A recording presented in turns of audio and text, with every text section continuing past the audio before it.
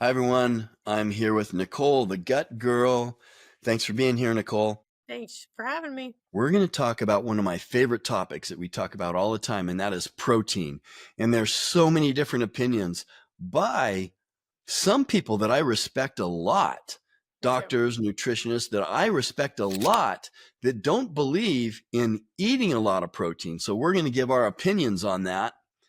I'm opposite, but if you guys like learning about nutrition and fitness and health and what happens in the gym, we do interviews with nutritionists, doctors, and personal trainers. So subscribe to the channel.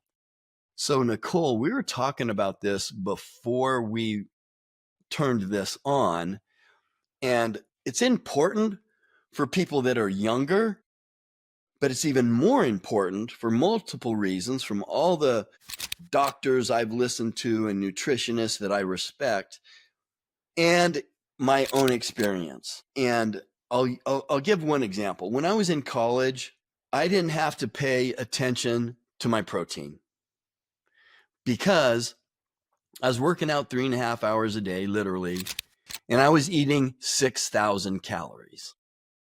If you're eating 6,000 calories, You're hitting it. you're getting enough protein. And protein is not a percentage of your diet. It's a number. It's a number of calories received in protein. It's a number of grams of protein that matters. That's why what I do is I try to get my number of protein first. Then I can fill in with other healthy foods. So your first thoughts. That's exactly what I tell my clients is your plate should lead with protein first. That's it. That's how you should plan your meal. Is you should have 30 grams of a protein at each meal, 25 to 30 grams of protein at each meal without fail. And when people come to me and they're like, I'm so starving, the first thing out of my mouth is, have you had what? Tell me the amount of protein you have. And it's never, ever there. And if you're eating 2 meals a day, 30 grams of protein in each meal is not enough. Right. And And that's we'll a whole, use, yes. and I use my mother-in-law as an example, not to be mean to her, but she's a perfect example. Older woman, really fit, really with it, Mm-hmm. but she doesn't eat the same amount of food that I ate when I was in college. People who are older eat way less. And there's very few people that eat enough to where they don't have to pay attention to their protein. Use my egg example. 10 eggs is 700 calories, but it's what? It's 60 grams of protein. If you did that twice in a day and you're not a really big person, that's probably enough protein, 120 grams. But who can eat 20 eggs in a day? Nobody's going to want to do that. Nobody. Right. I mean, I like eggs, but it isn't Yeah, going to happen. they get old after about 1 or 2 days. If you're trying, I've eaten 10 eggs before, and I didn't want to eat till the next day. Right. Because protein So is here's a so little delicious. hack that you and I both use. The reason we need protein is to extract the amino acids. And we need 9 essential amino acids, which means we have to eat them. If we don't eat them, we have a problem. So what I do is I spike every meal and before and after a workout. And I did this in college because I didn't have the money to load up on the Right. protein. Absolutely. So, and always lifting weights and trying to maximize or get the most out of my exercise program and my weightlifting, I'll take amino acids before and after my workout, with or without a meal. And so I take a scoop. There's a brand I use. I try to get the one with the least amount of bad Right. sweeteners. Same with me. And there's some out there, and make sure they have all 9 essential amino acids. So we're taking essential amino acid formula, EAs. But then I take 2 capsules of leucine. I take 2 capsules of branched chain aminos. I take 2 capsules of another brand of essential amino acids and another 2 capsules. So that's 8 more capsules on top of the amino acid scoop that I take. And I put creatine in there also. So now I know my amino acid pool is full, and I'm probably going to have the amino acids just from doing that once, and eating a high protein meal. Now I'm getting hit from every direction with these essential amino acids. And why does your body need essential amino acids? To put them together in an amino acid chain.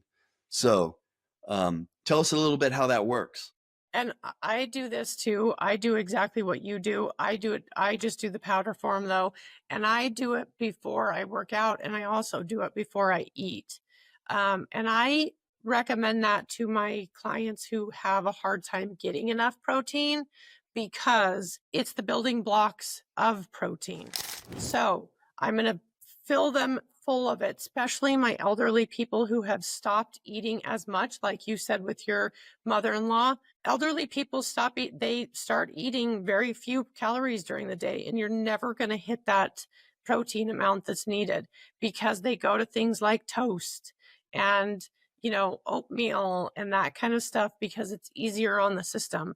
And they need protein, and they need protein for a bone structure also. That's why people get so brittle.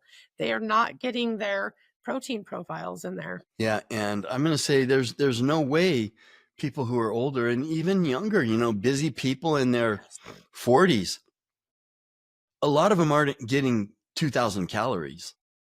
Oh, I have a ton of people who come in here and they eat one meal a day, and I go, okay, that's fine, but tell me what that meal is. And it's a hamburger. That's it. And I'm A like, that's hamburger not going does to cut it. not, yeah, a half a pound of lean ground beef. That's a big burger. What is that?